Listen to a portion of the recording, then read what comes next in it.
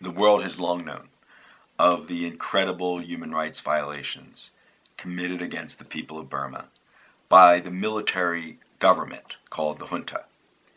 These crimes have been discussed and people have talked about them, but for the first time in a report that Physicians for Human Rights issued last month, after a year-long investigation, the facts of the crimes against humanity are indisputable.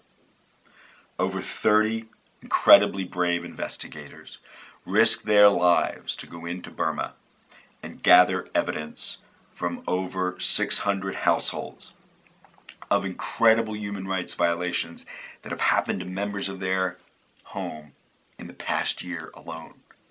Imagine, over 90% of those visited suffered forced labor, building bridges, carrying military food or military's weapons, kids under the age of 12 and 13. It's not just forced labor, but the impact of forced labor, the impact of enslavement on a community means women are raped that are left alone, children don't go to school, and communities begin to deteriorate. The report indicates that in the last year alone, nearly 3% of the population suffered rape. Men, women, boys and girls were raped at the hands primarily of the military.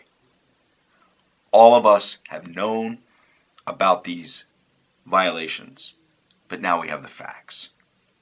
In our report, the foreword was signed by Archbishop Desmond Tutu and Chief Justice Richard Goldstone.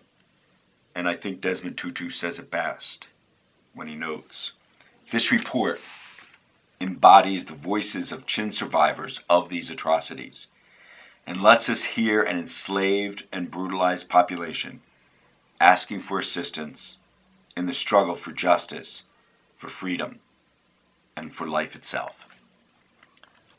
In January, the Burmese government went before the United Nations in its periodic human rights review, where their record of human rights is investigated.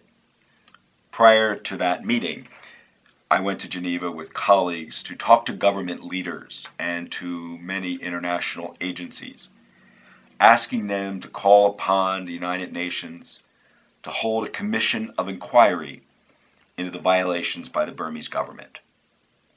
That message continues to need to be told, and it can only be told through facts like we've issued and through the voice of others that care like you.